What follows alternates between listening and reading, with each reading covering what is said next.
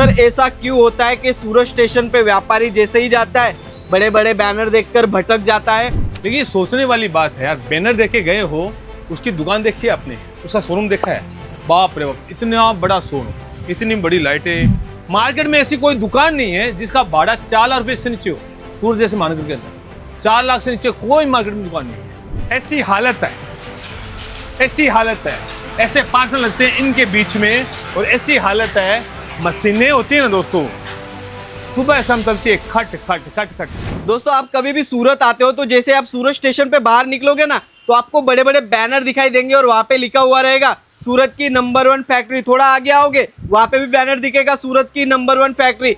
पर आप जैसे ही वहाँ पे विजिट करते हो, वहाँ के रेट सुनकर ही आप वहाँ से उठ जाते हो। सर ऐसा क्यों होता है कि सूरत स्टेशन पे व्यापारी जैसे ही जाता है बड़े बड़े बैनर देखकर भटक जाता है और वहाँ पे पहुँचता है तो वहाँ पे देखता क्या है भाई, रेट सुन के ही तो वहाँ से वो चला जाता है और मार्केट में घूमने लगता है। ऐसा क्यों होता है भाई? सीधी सी बात है यार, जो बैनर देखता है ना यार, क्या होता है, स्टेशन से आया बंदा और आकर थक जाता है और बैनर देख के चलता है, हाँ यहीं पे चलते हैं। जाने में कोई तकलीफ नहीं है, जाना भी चाहिए, लेकिन ये सोचने वाली बात है यार। बैनर देखे गए हो, उसकी दुकान देखी है आपने, उसका शोरूम देखा है?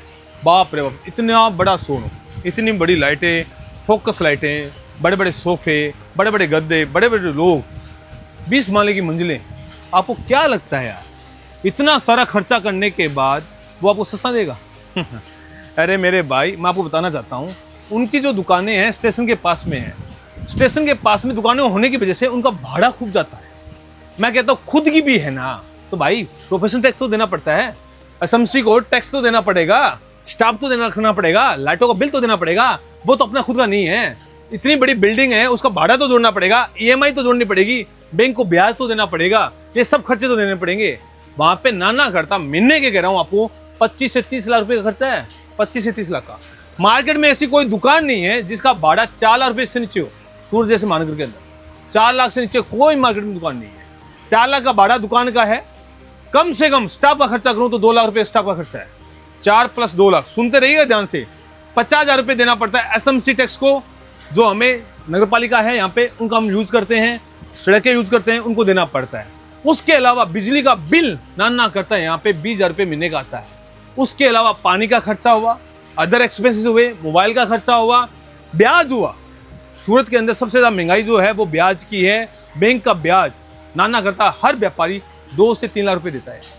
आप सोचिए जरा थोड़ा सा, महीने का 20 लाख रुपए देने के बाद आपको क्या लगता है, लहंगा सस्ता मिलेगा, अच्छा मिलेगा, बढ़िया मिलेगा?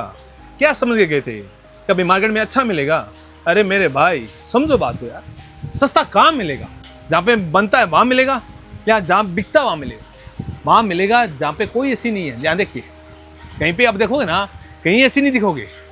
आदम जमाने की छतें हैं, आदम जमाने के पंखे हैं, आदम जमाने के सब लुक है, जो घर में होते हैं वैसा है। क्यों? यहाँ पे दिखावा नहीं होता है, मशीनें चलती है खट खट खट खट खट। आइए दिखाता हूँ आपको मैं। यहाँ पे जब आओगे, इधर से आइए, कैमरामैन को बोल देंगे आइए, ये देखिए ऐसी हालत है, ऐसी हालत है। ऐसे पार्सल लगते हैं इनके बीच में, और ऐसी हालत है। मशीनें होती है ना दोस्तों, सुबह शाम चलती है खट खट खट खट। बैठना भी मुश्किल है, चलना भी मुश्किल है। यहाँ पे मैं अगर एसी लगा दूंगा, शोरूम बना दूंगा ना, तो माल महंगा ही होगा मेरे भाई, महंगा ही होगा, सस्ता नहीं होगा।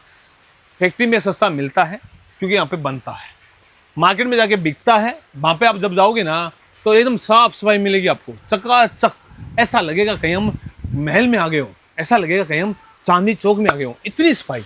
लेकिन मेरे भाई आपकी दुकान पे क्या बिकेगा? साफ सफाई बिकेगी या लहंगा बिकेगा? लहंगा बिकेगा। तो लहंगा सस्ता जहाँ पे मिलता है ना, वहाँ से लेना चाहिए, ना कि बड़े बड़े बैनर लगे हैं वहाँ से लेना चाहिए। तो दोस्तों आप कभी भी अगर सूरत स्टेशन पे आते हो तो इस बात का आपको हमेशा ख्याल रखना है, ध्यान रखना है कि बड़े बड़े बैनर के चक्कर में नहीं फंसना है। भाई साहब, उनका महीने का 30-30 लाख रुपया रेंट होता है, तो वो पूरा आपकी जेब पे पड़ता है।